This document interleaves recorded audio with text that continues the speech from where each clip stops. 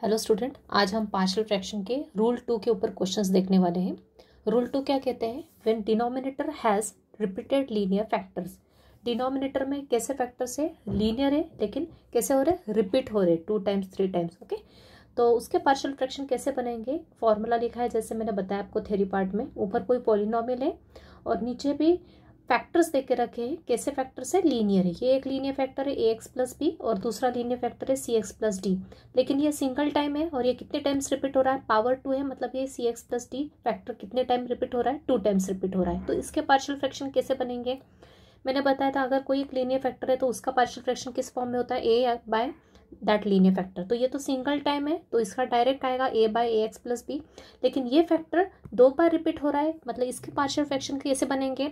जितनी पावर होगी उतने पार्शियल फ्रैक्शन बनेंगे। यहाँ पे पावर क्या है? cx प्लस डी जो लीनियर फैक्टर है उसकी पावर कितनी है? 2 है, मतलब 2 लीनियर फैक्टर बनेंगे, दिस एंड दिस। पहले आएगा b बाय, इसकी 1 पावर से स्टार्ट होगा, कहाँ तक जाएगा? 2 पावर तक। तो b by this linear factor cx plus d with 1 power plus c by cx plus d की सेकेंड पावर तक जाएगा। तो क्लियर है? तो इस टाइप से इस दिए हुए फ्रैक्शन के पार्शियल फ्रैक्शन इस फॉर्म में होंगे when denominator has repeated linear factors। तो क्वेश्चन स्टार्ट करते हैं इसके ऊपर बेस्ड।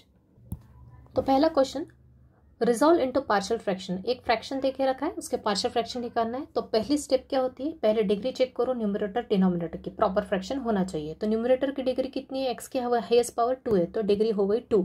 डिनोमिनेटर की डिग्री कैसी है? मैंने बताया था 2 या 2 से ज़्यादा प्रोडक्ट में अगर पॉलिनोमियल है तो उनकी डिग्री एडिशन में काउंट करके वो अपनी फाइनल डिग्री होती है। तो ये है एक पॉलिनोमियल लीनियर, तो इसकी डिग्री 1।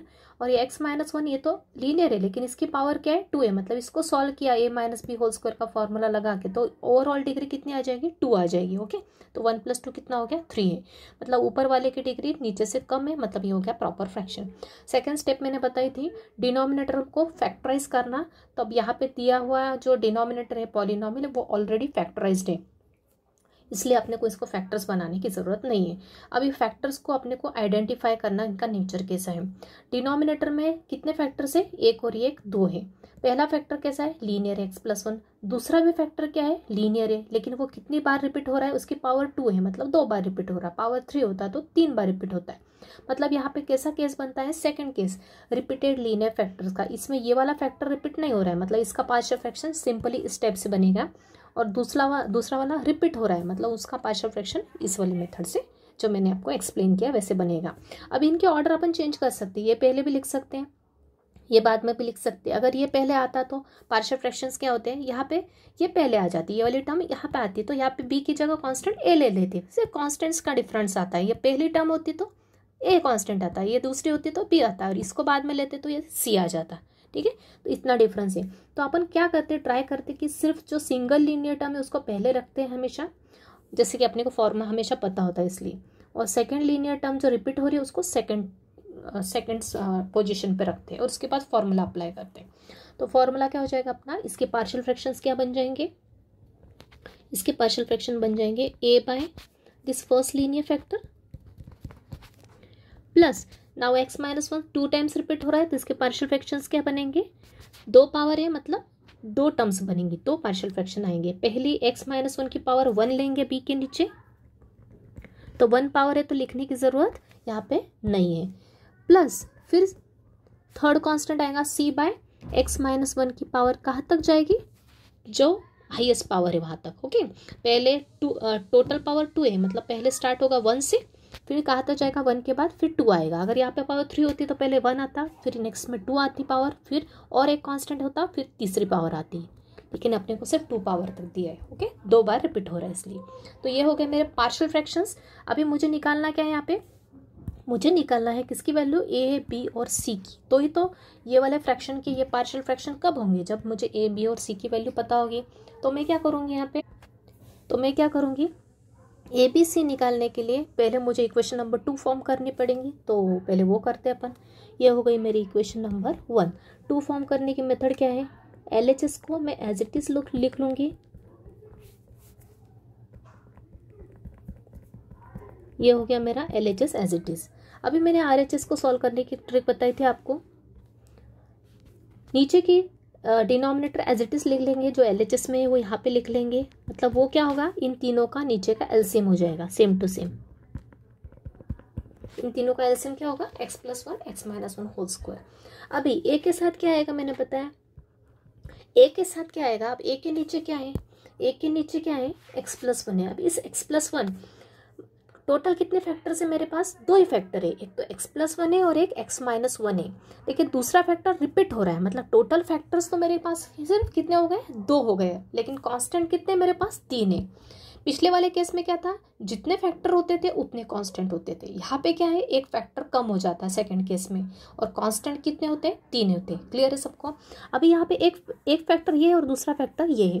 अभी देखो सेकंड इक्वेशन कैसे बनेगी, अपने ए के नीचे क्या है, x+1 है। अभी इस x+1 को छोड़ दे तो बचा हुआ फैक्टर क्या है, ये पूरा है x-1 होल स्क्वायर, तो वो कहाँ जाएगा, ए के साथ आ जाएगा।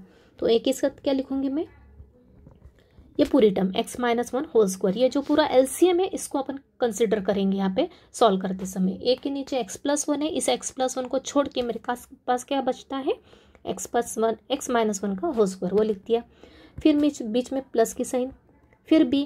अभी b के नीचे क्या है, b के नीचे क्या है, ये x-1 है, लेकिन x-1 की पावर कितनी है यहाँ पे, 1 है, मतलब सिंगल x-1 है। लेकिन मेरे पास अभी यहाँ से मैं एक x-1 हटा दूँ तो भी मेरे पास अभी भी एक x-1 यहाँ पे बचा है और x+1 भी बचा है। मतलब इसको छोड़ के यहाँ पे क्या क्या बच गया मेरे पास, इस वाले फैक्टर को छोड़ के एक x-1 बचा है और एक x+1 बचा है, वो कहाँ आएगा, b के साथ। तो b के साथ क्या लिखूंगी मैं, x+1 इंटू x-1 प्लस, अभी c के साथ क्या आएगा, c के साथ, अभी c के नीचे क्या है, x-1 होल का -1 का होल स्क्वायर है। तो यहाँ पे दिख रहा है x-1 होल स्क्वायर, इसको छोड़ के बचा क्या मेरे पास, x+1, वो मैं कहाँ लिखूंगी, c के साथ। तो c के साथ क्या आएगा, x+1 होल स्क्वायर।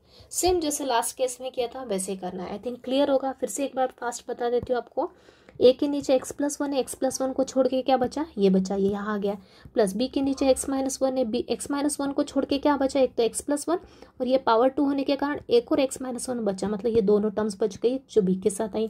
प्लस सी के नीचे ये टर्म है, ये टर्म निकल गई, तो क्या बची, x+1, वो कहाँ आ गई, c के साथ। क्लियर।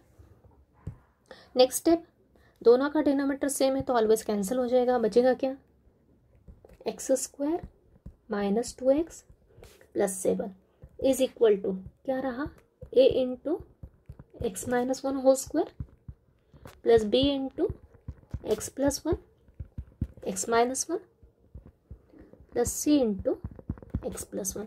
इसको दूंगी मैं हमेशा इक्वेशन नंबर 2। अभी मुझे निकालना है क्या, a, b और c की वैल्यू। मेरे पास फैक्टर्स कितने हैं, 2 है। कितने फैक्टर्स हैं, सिर्फ 2 फैक्टर है, एक x+1 और दूसरा x-1। ये रिपीट हो रहा है, ध्यान रखना। सेकंड केस क्या है, रिपीटेड लीनियर फैक्टर, लेकिन फैक्टर कितने अवेलेबल है, 2 ही अवेलेबल है। तो दोनों का यूज़ करते हुए मैं पहले 2 कांस्टेंट निकाल लूँगी। मैंने बताया फैक्टर्स का यूज़ करके अपन क्या निकालते हैं, कांस्टेंट की वैल्यू निकालते हैं। मेरे पास 2 फैक्टर है तो पहले उन 2 फैक्टर का यूज़ करते हुए, उन दोनों फैक्टर के रूट का यूज़ करते हुए मैं क्या निकालूंगी, 2 कांस्टेंट की वैल्यू निकालूंगी। फिर अपन देखेंगे थर्ड कांस्टेंट कैसे निकालना है। तो एक फैक्टर है मेरे पास, कोई सा भी ले लो, x+1 ले लो या x-1 ले लो। तो पहले ले लेती हूँ मैं x-1 ले लेती हूँ, जो भी ले सकते हो आप। इसको 0 पुट किया, मतलब ही x की वैल्यू कितनी आ गई, 1 आ गई। ये कहाँ पुट करूँगी, इक्वेशन नंबर 2 में। 1 पुट किया इक्वेशन 2 में, तो क्या आएगा यहाँ, 1 का स्क्वायर -2 इंटू 1 + 7। x-1 यहाँ a के साथ प्रेजेंट है, मतलब ये पूरी टर्म 0, ये भी पूरी टर्म 0। यहाँ है क्या, नहीं, मतलब c के साथ क्या आएगी, x की वैल्यू पुट करेंगे जो क्या है 1 + 1, राइट। 1 का स्क्वायर होता है 1, ये हो गया -2 + 7। ये कैलकुलेशन आपको करते आना चाहिए। c इंटू 1 + 1 कितना होता है 2, मतलब बचा क्या यहाँ राइट साइड में 2c +1 + 7 प्लस का 8 प्लस का 8 माइनस का 2 कितना होता है प्लस का 6, मतलब यहाँ आएगा 6 इज इक्वल टू 2c। ये 2 गया 6 के डिवाइड में, इम्प्लाइज करके लिखती हूँ 6/2 is equal to c। Cancel किया, 2 से 6 3 टाइम्स हुआ, मतलब c की वैल्यू कितनी आ गई, 3 आ गई। क्लियर। अब नेक्स्ट फैक्टर लेते हैं, कौन सा factor, x plus one equals to 0 put करते हैं, मतलब ये क्या पुट करते हैं, एक्स की वैल्यू -1 पुट करते हैं। कहाँ, इन इक्वेशन नंबर 2 में। इक्वेशन 2 में पुट कर रही हूँ, एक्स इज इक्वल टू -1 करो पुट। -1 का square -2 into -1 plus 7 is equal to x plus 1 यहाँ नहीं है, ए के साथ, मतलब वैल्यू पुट करेंगे ए इंटू -1 का होल स्क्वायर। यहाँ बी के साथ है एक्स प्लस 1, 0 हो जाएगा। सी के साथ भी एक्स प्लस 1, 0 हो जाएगा। यह आएगा 0 + 0। -1 का स्क्वायर, -1 का स्क्वायर मतलब क्या, -1 और -1 दो बार मल्टीप्लाई हो रहा है। -1 इंटू -1 क्या होता है, पता है आपको, -1 इंटू -1 क्या होता है, प्लस का 1, तो ये हो जाएगा +1। ये -2 इंटू -1 क्या होगा, प्लस का 2 हो जाएगा। ये प्लस का 7, यहाँ पे आएगा a इंटू -1 क्या होता है, -2 का स्क्वायर। डायरेक्ट किया तो भी चलेगा स्टेप्स। 7 + 2 9 + 1 10, मतलब ये हो गया 10 इज इक्वल टू -2 का स्क्वायर, मतलब ये क्या, फिर से -2 इंटू -2 स्क्वायर, मतलब दो बार मल्टीप्लाई हो रहा है। माइनस इंटू माइनस होता है प्लस, और 2 इंटू 2 हो गया 4, मतलब ये आ गया 4a, मतलब ये आ गया 10/4a। कैंसलेशन किया, कितना है, a की वैल्यू कितनी आई, 5/2। 5/2 इक्वल्स टू क्या आ गया, a, मतलब a इक्वल्स टू क्या हो गया, 5/2। क्लियर। अब दो फैक्टर थे, दो कांस्टेंट मिल गया। अभी आपको पता होना चाहिए कि दो फैक्टर से मुझे दो वैल्यूज मिलती है एक्स की, वो दोनों वैल्यूज पुट करके मैं इक्वेशन 2 में पुट करती हूँ और दो कांस्टेंट मिल जाती है। अभी तीसरा कांस्टेंट निकालने के लिए मुझे क्या पुट करना पड़ेगा, एक्स का की वैल्यू। अभी मैंने आपको थ्योरी एक्सप्लेन की थी, तब बताया था क्या कि ये जो इक्वेशन मिलती है ना, इक्वेशन नंबर 2, वो एक्स के किसी भी वैल्यू के लिए वैलिड है, मतलब एक्स के किसी भी वैल्यू के लिए अपने को ABC की वैल्यू यहाँ पे मिल सकती है। ओके, तो अगर मैं यहाँ पे फैक्टर का यूज़ करते एक्स की वैल्यू निकालती हूँ और वो यहाँ पे पुट करती हूँ, तो मुझे आंसर इजीली मिल जाता है। लेकिन अभी सेकंड केस में क्या हो रहा है कि दो फैक्टर है लेकिन कांस्टेंट 3 है। अभी तीसरी एक्स की वैल्यू मुझे चाहिए, तो तीसरी एक्स की वैल्यू में क्या पुट करूँ कि मुझे थर्ड कांस्टेंट की वैल्यू मिले। तो वो तीसरी एक्स की वैल्यू मैं यहाँ पे कुछ भी रख सकती हूँ, जो मुझे चाहिए जो मुझे मैं सोचूँ वो कुछ भी रख सकती हूँ, लेकिन मैं रखूँगी कौन सी, जो सबसे ईजी हो। क्लियर है। अभी यहाँ से एक्स की वैल्यू कितनी आई, 1 आई थी एक फैक्टर से, तो वो आए यहाँ पुट कर दी, तो मुझे सी की वैल्यू मिल गई। उसके बाद फिर नेक्स्ट एक्स की वैल्यू क्या मिली, ये मिली, वो यहाँ पुट करती तो ए की वैल्यू मिली। अभी एक्स की कौन कौन से वैल्यूज़ यूज़ हो गई है, यहाँ पे 1 भी यूज़ हो गई है और -1 भी यूज़ हो गई है। अभी इन दोनों वैल्यूज़ को छोड़ के, क्लियर है, इन दोनों वैल्यूज़ को छोड़ के एक्स की कोई सी तीसरी वैल्यू रखनी पड़ेगी जो सबसे इजी हो, जिससे क्या होगा, एक्स की सबसे छोटी से छोटी या सबसे इजी वैल्यू रखने से क्या होता है कि आपने को कैलकुलेशन इजी हो जाते हैं। बस ये पर्पस है। नहीं तो आप कुछ बड़ी वैल्यू भी रख सकते हो, 1000 रख सकते हो, 2000, कुछ भी रखोगे तो आंसर मिल जाएगा, लेकिन अपने कैलकुलेशन उस केस में क्या हो गया, कॉम्प्लिकेटेड हो जाएंगे। तो अपने कैलकुलेशन को ईजी बनाने के लिए मैं एक्स की ये 1 और -1 जो मेरी यूज़ हो गई है ऑलरेडी, उनको छोड़ के तीसरी वैल्यू में क्या रख दूंगी इसमें इक्वेशन 2 में, तो मुझे इजी पड़ेगा। तो वो तीसरी वैल्यू में ले रही हूँ x इज इक्वल टू 0। तो तीसरी वैल्यू में पुट करूंगी क्या, x इक्वल्स टू 0 पुट करूंगी। और साथ ही में जो मुझे कांस्टेंट की वैल्यू मिली है, यहाँ पे कौन कौन से कांस्टेंट्स मिल गए मुझे, c मिल गया और a मिल गया। तो x इज इक्वल टू 0 तो रखूंगी, और साथ ही में क्या क्या रखूंगी मैं, यहाँ पे c भी रखूंगी और a भी रखूंगी। कहाँ, इक्वेशन नंबर 2 में। तो लिखूंगी put x is equal to 0 and values of a and c कहाँ रखूंगी, इन इक्वेशन नंबर 2।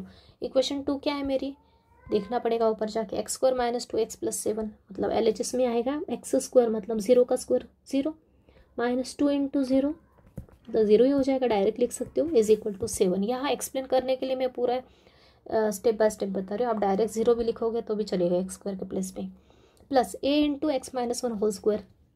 a क्या है मेरा 5/2, x - 1 होल स्क्वायर, राइट, क्या है x - 1 होल स्क्वायर। तो x की प्लेस पे क्या आएगा 0 - 1 होल स्क्वायर, प्लस b की वैल्यू मुझे पता नहीं है, लेकिन b के साथ क्या x + 1 x - 1, तो b एज इट इज रखोगे x + 1 0 + 1 इंटू 0 - 1 प्लस तीसरा है c इंटू x + 1, सी की वैल्यू मुझे पता है क्या निकली, 3 इंटू एक्स प्लस 1 मतलब 0 + 1। क्लियर है। नेक्स्ट कांस्टेंट निकालने के लिए, लास्ट कांस्टेंट निकालने के लिए मैंने एक्स की वैल्यू जो यूज़ हो गई है उसके अलावा रखी, और जो सबसे इजी वो रखी जो कि 0 थी, तो x = 0 रखा इक्वेशन 2 में, और साथ में जो वैल्यू मुझे मिल गई है दो फैक्टर्स का यूज़ करते हुए वो भी मैंने वहाँ पुट कर दी, तो ये मेरे पास ये एक्सप्रेशन आया। अब इसको सॉल्व करूँगी, ये हो गया 0, ये भी हो गया 0, बचा क्या, सिर्फ 7, राइट। आगे ये 5/2 डायरेक्ट करो, यहाँ पे क्या बचेगा, 0 - 1, -1 का स्क्वायर क्या होता है, +1 ही होता है। यहाँ पे लगे तो लिख लो step by step, plus b into 0 + 1 क्या 1, 0 - 1 क्या -1, प्लस 3 इंटू 0 + 1 क्या 1, तो ये हो गया 7। -1 का स्क्वायर होता है +1, +1 का मल्टीप्लाई 5/2 में किया तो कुछ चेंज होगा क्या, नहीं होगा। ये हो गया 1 इंटू -1 माइनस b, तो यहाँ पे डायरेक्ट लिखोगे -b, -1b मतलब ही -b, और ये +c, ये सब के सब LHS में ले जाओ, 7 -5/2 -3, राइट साइड में क्या बचेगा, माइनस का b, बराबर।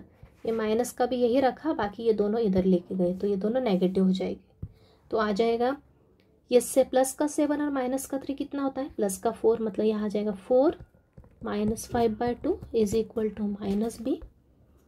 एलसीएम लेके सॉल्व किया, मैंने बताया था दोनों का डिनोमिनेटर सेम करते तो अपन क्या करते हैं, यहाँ पे 2 का मल्टीप्लाई और 2 का डिवाइड ऐसे करते हैं ना, दोनों का डिनोमिनेटर लाइक फ्रैक्शन करने के लिए 2 का मल्टीप्लाई 2 का डिवाइड, तो ये आ गया 8 - 5 मतलब कितना, 3/2, राइट। तो ये हो गया, ऊपर आ गया, ऊपर आ गया 8 - 5/2 = -b, मतलब ये क्या आ गया, 3/2 = -b। मुझे चाहिए b की वैल्यू, मतलब b की वैल्यू क्या आ गई, माइनस साइन इधर शिफ्ट कर दिया, -3/2, राइट। तो इस टाइप से अपन ने थर्ड कांस्टेंट की वैल्यू यूज़ कर दी, x का वैल्यू 0 पुट करते हुए। तो ये तीनों वैल्यूज अपन इक्वेशन नंबर 1 में पुट करेंगे तो आंसर क्या आएगा,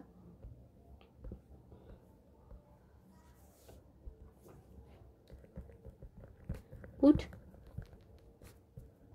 values of a, b and c in equation 1। Equation 1 क्या था मेरा, x² - 2x + 7 divide by x + 1 x - 1 whole square. ये था a/x + 1, a क्या निकला मेरा 5/2 I think, 5/2 x + 1 plus b क्या निकला मेरा -3/2 x - 1 है 1 पावर, प्लस c क्या निकला मेरा 3/x - 1 होल स्क्वायर। तो ये हो गए दिए हुए फ्रैक्शन के, ये हो गया मेरा दिए हुए फ्रैक्शन के पार्शियल फ्रैक्शंस। क्लियर है आई थिंक। सेकंड केस काफ़ी स्टेप्स सिमिलर है, सिर्फ एक बात ध्यान रखना है यहाँ पे, एक तो ये फॉर्मूला कैसे अप्लाई करना वो देख लेना है। अपन ट्राई करते हैं कि एक सिंगल लीनियर फैक्टर रहा तो उसको पहले ऑर्डर में लिखते और रिपीटेड को सेकंड ऑर्डर में लिख लेंगे, तो अपने को पैटर्न ध्यान रहेगा, इसलिए बाकी इसको पहले रखा इसको बाद में रखा तो भी कुछ फर्क नहीं पड़ेगा, आंसर सेम ही आएगा, ठीक है। और साथ ही में दो फैक्टर है अपने पास, एक रिपीटेड है तो दो फैक्टर का यूज़ करते हुए दो कांस्टेंट मिलेंगे, ये ध्यान रखना। और तीसरा कांस्टेंट अपन एक्स की कुछ भी वैल्यू रख के निकाल सकते हैं। तो इस तरह से अपने पार्शियल फ्रैक्शन आ गए। नेक्स्ट क्वेश्चन देखते हैं। Next question, resolve into partial fractions. तो दिया हुआ फ्रैक्शन है, कैसे ऑर्डर है उसकी, न्यूमरेटर की और डिग्री क्या है 1 है और डिनोमिनेटर की डिग्री कितनी है 3 है, मतलब कैसा फ्रैक्शन है, प्रॉपर है। प्रॉपर फ्रैक्शन दिया है तो इसके निकालते पार्शियल फ्रैक्शन। सबसे पहले सेकंड स्टेप है अपनी, डिनोमिनेटर को क्या करते पूरी तरह से फैक्टराइज करते हैं। डिनोमिनेटर को क्या करना है, फैक्टराइज करना है। फैक्टराइज करते समय ध्यान रखता है कि अपन पहले कुछ कॉमन निकलता है क्या, कैसी इक्वेशन है, क्यूबिक है, क्यूबिक हो या क्वाड्रेटिक कुछ भी कॉमन निकलता है क्या, पहले अपन को चेक कर लेता है। तो दोनों में से क्या कॉमन दिख रहा है क्या, यहाँ पे मैक्सिमम पावर कितनी 2 है 3 है और यहाँ पे मैक्सिमम पावर कितनी 2 है, तो दोनों में से x² कॉमन निकल सकता है आराम से। तो पहले x² कॉमन निकाल लेते हैं। तो x - 2 x² कॉमन निकाला तो क्या रहेगा, एक x की पावर एक x बचेगा यहाँ पे सिंगल, क्योंकि पावर कितनी है 3 है इसलिए, प्लस यहाँ पे क्या बचेगा x+2। ओके, तो x² कॉमन निकाला तो यहाँ आएगा x प्लस यहाँ से x² गया तो प्लस का 2 रहेगा। तो यहाँ पे आप ऑब्जर्व कर रहे हो, क्या ऑब्जर्व कर रहे हो, डिनोमिनेटर फैक्टराइज हो गया कम्प्लीटली। ये हो गया मेरा सिंगल लीनियर फैक्टर और x की पावर कितनी है 2 है। अभी इसको क्वाड्रेटिक नहीं बोलेंगे, ये x है। x मतलब क्या, लीनियर टर्म ना। ओके, इसको x+5 तो भी लीनियर होगा, सिंगल x होगा तो भी लीनियर होगा, x-5 होगा तो भी लीनियर होगा, 3x+5 होगा तो भी लीनियर होगा, क्योंकि x की पावर क्या यहाँ पे 1 है। लेकिन कितनी बार रिपीट हो रही है x, यहाँ पे 2 टाइम्स रिपीट हो रहा है। x² मतलब क्या, x इंटू एक्स होता है, बराबर। x² मतलब क्या, x इंटू एक्स, ये होता है। ये भी लीनियर और ये भी लीनियर, दोनों के दोनों लीनियर है, मतलब ये लीनियर फैक्टर है, लेकिन ये 2 बार रिपीट हो रहा है, तो ये कैसा हो गया, रिपीटेड लीनियर फैक्टर का केस हो गया। तो फॉर्मूला लगाते हैं। अभी यहाँ पे एक्स रिपीटेड लीनियर फैक्टर पहली पोजीशन में लिखा है और ये linear factor single linear factor second position में लिखा है। एक तो वैसे की वैसी पार्शियल फ्रैक्शन कर दो या फिर इसकी पोजीशन चेंज कर दो ऑर्डर की, है ना। a इंटू बी लिखो या b इंटू 2 इंटू 3 लिखो या 3 इंटू 2 लिखो, कुछ फ़र्क पड़ेगा क्या, नहीं। तो इसलिए अपन इसकी ऑर्डर थोड़ी चेंज कर देते हैं ताकि आपको कन्फ्यूज़न ना हो, इसलिए बस, बाकी कुछ नहीं। तो लिख लेते इसके पार्शियल फ्रैक्शन 3x-2, इसके ऑर्डर चेंज कर लेते। पहले मैं लीनियर फैक्टर लिख लेती हूँ, ये सिर्फ अपने को कंफ्यूज ना हो इसलिए, बाकी आप एज इट इज़ रखोगे तो भी चलेगा। a by this single linear factor जो कि सिंगल टाइम में रिपीटेड नहीं है, प्लस b बाय x² 2 बार रिपीट हो रहा है तो x की power 1 time, plus c by x की power 2 time, right. x², x की पावर 1 टाइम से स्टार्ट करते हुए 2 टाइम तक जाएगा, मतलब हाईएस्ट मैक्सिमम पावर तक अपन इसको पार्शियल फ्रैक्शंस लेते जाएंगे। तो ये हो गया मेरा इक्वेशन नंबर 1। बाकी के आगे की स्टेप्स वैसे करेंगे।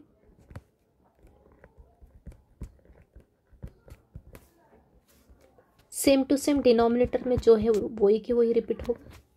अभी देखते हैं a के नीचे क्या है, x+2 है। इस x+2 को छोड़ के क्या बचा, x² बचा। कहाँ आएगा, a के साथ आएगा, तो यहाँ आएगा a into x² plus b के साथ क्या आएगा, b के नीचे क्या है, एक x है। यहाँ पे क्या है, x² है, तो यहाँ से एक x बचेगा और यही x+2, मतलब b के साथ क्या आएगा, b के साथ आएगा x+2 इंटू x। c के नीचे x² है, ये x² निकल जाएगा, बचेगा क्या, x+2। c के साथ आएगा x+2, दोनों के डिनोमिनेटर सेम, कैंसिल, बचेगा क्या, ये बचेगा 3x-2 is equal to a x² plus b x+2 into x plus c x+2। Give it equation number 2, right. अब नेक्स्ट स्टेप, अभी मेरे पास फैक्टर्स कितने, 2 है, कांस्टेंट कितने, 3 है। कौन कौन से फैक्टर है मेरे पास, सिंगल फॉर्म देखे तो ये एक फैक्टर है और ये एक फैक्टर है, इसलिए 2 टाइम्स रिपीट हो रहा है। ओके, तो इसको कंसिडर, ए कांस्टेंट की वैल्यू निकालते समय इसको एक फैक्टर लेंगे और इसको एक फैक्टर लेंगे और दोनों की वैल्यू 0 पुट करके अपन कांस्टेंट की वैल्यू निकालेंगे। तो पहला लिखती हूँ मैं, एक फैक्टर लिया x, उसकी वैल्यू 0 पुट की, कहाँ, इक्वेशन नंबर 2 में। करो 0 पुट जहाँ जाए, तो ये 3 इंटू 0 क्या हो जाएगा, 0 ही हो जाएगा, -2 इज इक्वल टू, a के साथ x² है, x है, तो ये हो जाएगा 0, b के साथ भी x है तो ये भी हो जाएगा 0, प्लस c के साथ नहीं है तो यहाँ आएगा c इंटू 0 प्लस 2। फैक्टर नहीं है ना प्रेजेंट c के साथ, x+2 यहाँ पे फैक्टर है x और यहाँ पे भी x² है, तो 0 0 हो गया। ये हो गया, वो 0 -2 मतलब -2, यहाँ हो गया 0 0 प्लस 2 इज 2, 2 इंटू 6 2 से, तो ये हो गया 2 -2/2 इक्वल्स टू c, मतलब c की वैल्यू कितनी आ गई, 2 कैंसिल, -1 इक्वल्स टू c बोलो या c equals to -1, both are same thing. Next factor है x+2, x+2 को मैंने 0 पुट किया, तो यहाँ से मेरी x की वैल्यू कितनी मिली मुझे, -2, रूट मिला, कहाँ पुट करूँगी, इक्वेशन नंबर 2 में ऑलवेज करो पुट, -2, तो लेफ्ट हैंड साइड में 3 इंटू -2, ये -2, a इंटू -2 का स्क्वायर। अभी b के साथ x+2 प्रेजेंट है, मतलब ये हो जाएगा 0। वैसे c के साथ भी x+2 प्रेजेंट है, तो ये हो जाएगा 0। 3 × -2 कितना होता है? -6 -2। -2 की पावर 2 मतलब -2 × -2 कितना होगा? 4। तो ये हो गया 4a। -6 -2 कितना होता है? माइनस का 8। ये 4 गया डिवाइड में, तो ये हो गया मेरा वैल्यू। ए की कितनी हो गई? 4 2 = 8। ए की वैल्यू कितनी आ गई? -2, राइट। अब नेक्स्ट 2 फैक्टर्स का यूज़ हो गया। कौन कौन से? एक तो हो गया x का यूज़ और दूसरा यूज़ हो गया x+2 का यूज़, राइट। अब इन दोनों का यूज़ करते हुए दो कांस्टेंट निकाल लिया। अभी तीसरी x की वैल्यू क्या पुट करूँ कि मुझे तीसरा कांस्टेंट मिले? तो किस किस का यूज़ करोगे? एक तो x = ये वैल्यू छोड़ दोगे x की और ये वैल्यू छोड़ दोगे, तो तीसरी कौन सी इजी वैल्यू मुझे पता है इन दोनों को छोड़ के? 1। तो x की वैल्यू क्या पुट करोगे? 1। नाउ पुट x = 1 इन इक्वेशन नंबर 2 में 1 तो पुट करोगे, साथ ही में क्या पुट करोगे? मैंने बताया x = 1 and values of a and कौन सी वैल्यू मिली? c इन इक्वेशन नंबर 2 करो पुट। x = 1 पुट किया। 3 × 1 - 2 3 × 1 - 2 is equal to ax²। a क्या है? -2। x के प्लेस पे क्या है? 1²। Next b × x+2 × x plus b × x+2 × x plus c × x+2। c क्या है? -1 × x+2 that is 1 + 2। 3 × 1 is 3। 3 - 2 1। Direct करोगे, 1 का स्क्वायर 1 आता है, 1 × -2 ही रहता है, प्लस 1 + 2 3। 3 × 1 3 मतलब ये हो गया 3b। 1 + 2 3। 3 × -1 माइनस का 3। ये सब के सब LHS में ले जाओ। 1 - 2 हो जाएगा +2, ये हो जाएगा +3 इज इक्वल टू 3b। 3 + 2 + 1 कितना होता है? 6। तो ये हो गया 6 इज इक्वल टू 3b, मतलब यह आ गया 6/3 इज इक्वल टू b। मतलब ये हो गया, कैंसिल करके क्या हो गया? 3 2 = 6 कैंसिल हो गया ना। तो b की वैल्यू कितनी आ गई? 2 आ गई। तो इन तीनों की वैल्यू a, b और c की वैल्यू किस में पुट करोगे? इक्वेशन नंबर 1 में। Put values of a, b and c in equation number 1. What is equation 1?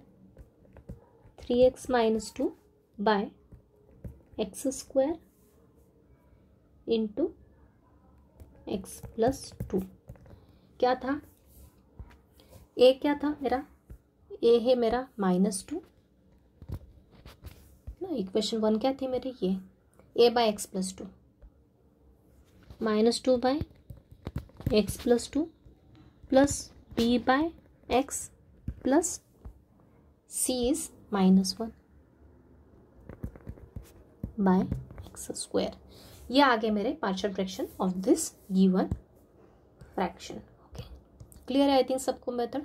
जैसे कि मैंने स्टार्टिंग में बताया आपको, ये आप ऑर्डर ना चेंज करते हुए भी एज इट इज़ ऑर्डर रखते हुए भी कर सकते हो। a/दिस फैक्टर प्लस b/ ऐसा ना करते हुए आप इसको भी ले सकते हो पहले स्टार्टिंग में, या फिर ऐसा भी कर सकते हो। Next question, resolve into partial fraction. ऊपर की डिग्री है 1, नीचे की डिग्री है इसकी फर्स्ट की 1 है और सेकंड कैसा एक्सप्रेशन है? क्वाड्रेटिक फैक्टर है। ओके, इसकी डिग्री है 2, तो टोटल हो गई 3, मतलब कैसा हो गया? प्रॉपर फ्रैक्शन हो गए। अभी यहाँ पे डिनोमिनेटर को सेकंड स्टेप है पूरी तरह से फैक्टराइज करना है। तो यहाँ पे फैक्टराइज है क्या? डिनोमिनेटर नहीं है। एक है लीनियर फैक्टर x+1 और दूसरा क्या है? x² - 1। मतलब कैसा एक्सप्रेशन है? क्वाड्रेटिक एक्सप्रेशन है। तो क्वाड्रेटिक को अपन फैक्टराइज कर सकते हैं। कौन सा फॉर्मूला यूज होगा? मैंने बताया था x² के साथ माइनस के साइन रही, माइनस में कोई नंबर ऐड है तो कौन सा फॉर्मूला यूज होगा? यहाँ पे यूज होगा आपका फॉर्मूला। ये कौन से फॉर्म में दिख रहा है आपको? a² - b² के फॉर्म में दिख रहा है। कौन सा फॉर्मूला होगा? यहाँ पे 1 क्या है? 1² है, मतलब a + b × a-। क्या फॉर्मूला होता है? a + b into a minus b. तो इसको क्या लिख सकती हूँ मैं, इस फॉर्मूले का यूज़ करते हुए इसको लिख सकती हूँ एक्स स्क्वायर माइनस वन, मतलब ये वन स्क्वायर को क्या लिख सकती हूँ x plus one into x minus one, बराबर। तो फैक्टराइज करके लिखेंगे डिनोमिनेटर, तो डिनोमिनेटर क्या आ जाएगा मेरा 3x प्लस टू, नीचे आएगा x प्लस वन, इसकी प्लेस पे क्या आएगा x plus one into x minus one, right. इसकी प्लेस पे इसके फैक्टर्स क्या हो गए x plus one into x minus one, ये ऊपर बताया मैंने ए स्क्वायर माइनस बी स्क्वायर के फॉर्म में। अब अभी इसको हम क्या लिख सकते हैं, क्या ऑब्जर्व कर रहे हो डिनोमिनेटर में, कैसे फैक्टर्स है, ये है लीनियर, ये भी है लीनियर, ये भी है लीनियर, लेकिन ये दोनों क्या है रिपीट है, ये दोनों फैक्टर सेम टू सेम दिख रहे हैं, मतलब एक फैक्टर कितनी टाइम्स रिपीट हो रहा है 2 टाइम्स रिपीट हो रहा है, तो उसको फॉर्म प्रॉपर फॉर्म में लिख दो x plus one into x plus one, मतलब क्या एक्स प्लस वन का whole square into x minus one, right. तो ये आ गए मेरे कंप्लीट डिनोमिनेटर के फैक्टर्स, जिसमें कि ये भी एक लीनियर फैक्टर है, ये भी लीनियर फैक्टर है, लेकिन होल्स की पावर होल क्या है 2 है, मतलब ये रिपीटेड लीनियर फैक्टर है। मतलब डिनोमिनेटर में कैसे फैक्टर्स हो गए रिपीटेड लीनियर फैक्टर, मतलब केस नंबर 2 फॉर्म हो रहा है अपना। तो इसके पार्शियल फ्रैक्शन निकालते हैं। अभी मैं इसको इसी ऑर्डर में आपको एक्सप्लेन करके बताती हूँ। हर बार मैं क्या कर रही थी, आपका ऑर्डर चेंज कर दे रही थी, पहले लीनियर फैक्टर लिख रही थी फिर रिपीटेड लिख रही थी, तो ऐसा भी किया तो भी चलेगा, या फिर इसको एज इट इज रख के मैं सॉल्व करके बताती हूँ अब इस क्वेश्चन में। तो लिखा मैंने यहाँ पे फ्रैक्शन, ये जो फैक्टराइज किया है प्रॉपर डिनोमिनेटर को, ये लिख लिया फिर से।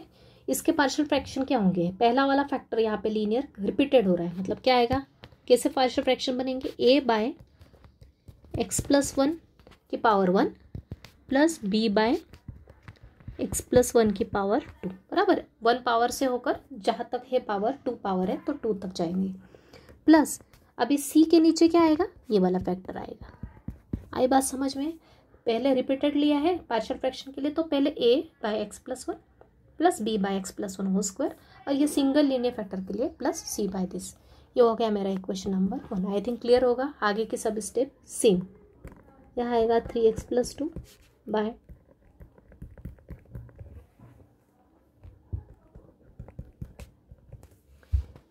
यहाँ पे सेम एलसीएम जो LHS में लिखा है वही क्यों लिख दो, वो होगा अपना एलसीएम इन तीनों का।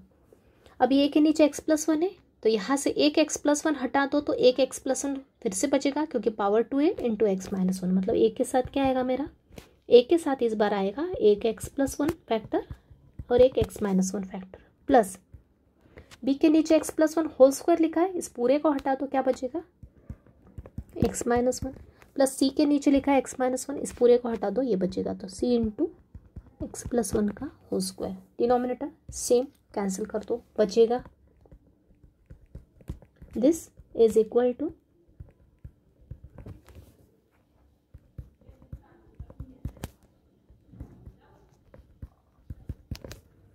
राइट, ये दे दो equation number 2। Clear I think, यहाँ तक सबको स्टेप प्रॉपर केयरफुली करना है, कोई भी स्टेप यहाँ पे ये सेकंड नंबर की स्टेप अगर फर्स्ट और सेकंड मिस्टेक हो गया तो पूरा आगे का कुछ भी यूज़ नहीं है, सब कैलकुलेशन रॉन्ग हो जाएगा, आपको कुछ भी स्कोर नहीं कर पाओगे आगे फिर, राइट। ये हो गया इक्वेशन नंबर 2 दे दिया। अब स्टार्ट करेंगे, कितने फैक्टर्स है मेरे पास, डिस्टिंक्ट लीनियर फैक्टर्स कितने यहाँ पे, एक रिपीटेड है, एक तो ये है अलग वाला, और ये x प्लस वन एक अलग वाला है, ये रिपीट हो रहा है, मतलब एक्चुअल में फैक्टर देखो तो कितने फैक्टर है, 2 है। दोनों का यूज़ करते हुए मैं निकालूंगी, क्या निकालूंगी, कॉन्स्टेंट्स निकालूंगी दोनों का यूज़ करते हुए। तो पहले मैं लिखती हूँ x plus one equals to 0, किसी भी ऑर्डर में लिखो, put x plus one equals to 0, मतलब x is equal to -1 put करूँगी इन इक्वेशन 2 में, तो क्या आएगा 2, 3 इंटू -1 प्लस 2, यहाँ पे पुट किया 3 into -1 plus 2 is equal to, ये फैक्टर प्रेजेंट है यहाँ, तो ये 0 यहाँ पे है क्या b के साथ नहीं है, मतलब यहाँ पे वैल्यू पुट करूँगी b इंटू -1 c के साथ है तो ये हो जाएगा 0, 3 इंटू -1 -3 प्लस 2 कितना होगा माइनस का 1, ये -1 -1 -2 इंटू बी कितना होता है -2b। तो ये हो गया -1 बाय डिवाइड में गया -2 is equal to b. Minus minus cancel हो गया, मतलब बी की वैल्यू क्या आ गई मेरी 1/2। करेक्ट। नेक्स्ट फैक्टर है मेरा x-1। अब मैं पुट करूंगी x-1 को 0 पुट किया तो यहाँ से x की वैल्यू कितनी मिली मुझे 1 मिली। -1 आ रहे जिसमें जाके क्या हो गया प्लस का 1। इक्वेशन 2 में पुट करूंगी 1 तो यहाँ हो गया 3 × 1 + 2 इज इक्वल टू, ये फैक्टर यहाँ प्रेजेंट है a के साथ मतलब 0, b के साथ भी है, ये भी 0, c के साथ नहीं है x-1 x + 1 है तो ये आएगा c × x के प्लेस में 1 + 1 whole square.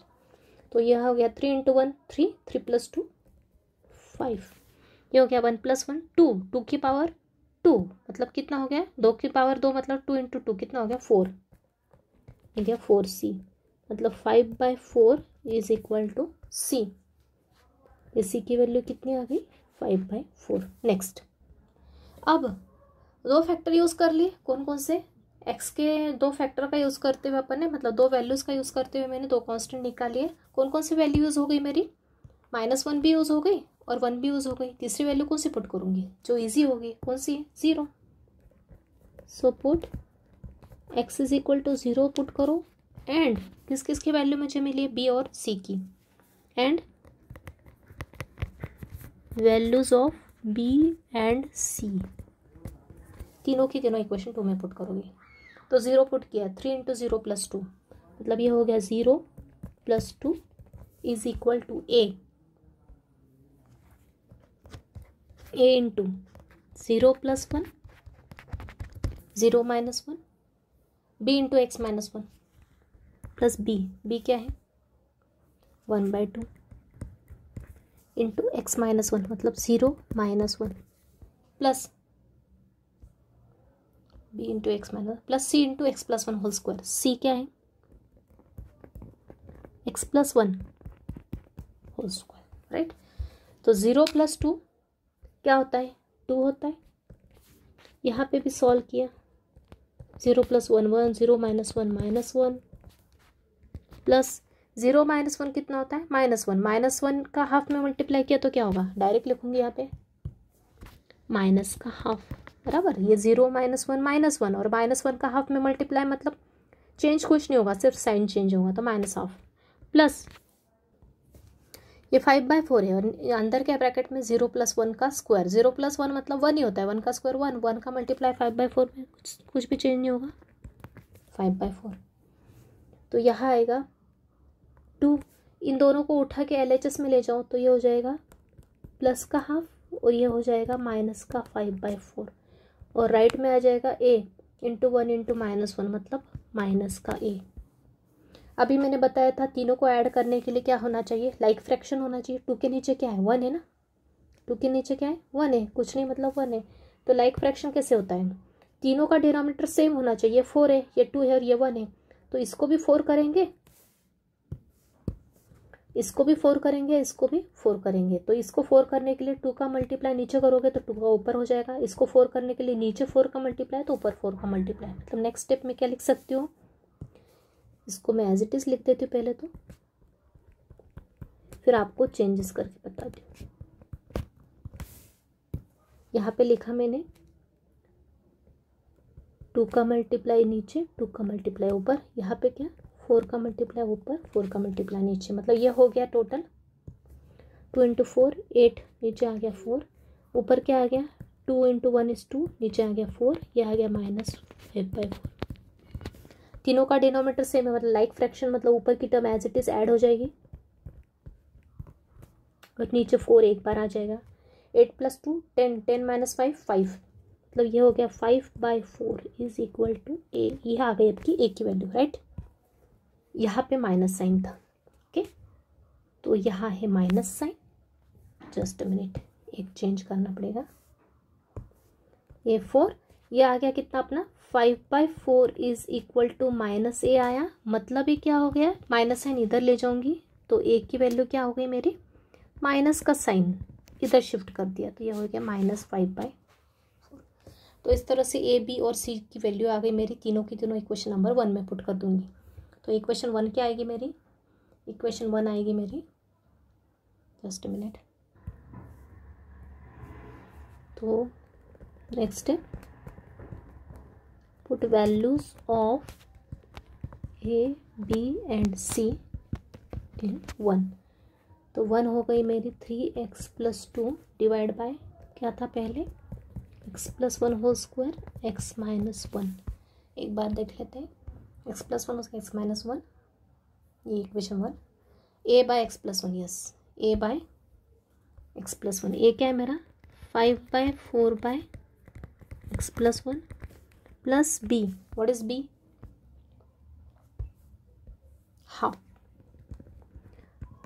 Half upon x+1 whole square plus c is my 5/4।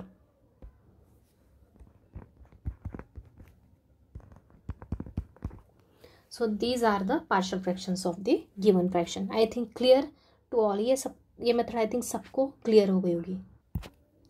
तो स्टूडेंट मैंने हर टाइप का एक एक क्वेश्चंस आपको एक्सप्लेन कर दिया अच्छे से। अभी आपकी आगे का परफेक्शन आपको प्रैक्टिस करने से आएगा। तो जितनी ज़्यादा प्रैक्टिस करोगे, हर लेक्चर में यही बताती हूँ मैं, प्रैक्टिस से ही क्वेश्चन सॉल्व होते हैं, लर्न करने से क्वेश्चन सॉल्व नहीं होते। हर स्टेप को अच्छे से समझो, स्टेप बाय स्टेप मैंने कैसे किया है, किस टाइप से फ्रैक्शन फैक्टर्स बनाए डिनोमिनेटर में, वो अच्छे से समझ लो। और दिए हुए क्वेश्चंस को जो मैंने सॉल्व करवाए वो भी खुद करके देखो, और नीचे कुछ क्वेश्चंस दिए वो भी ट्राई करो, तो आपको परफेक्शन आते जाएगा क्वेश्चंस करने में। तो ये कुछ क्वेश्चंस दिए मैंने, खुद ट्राई करो, राइट।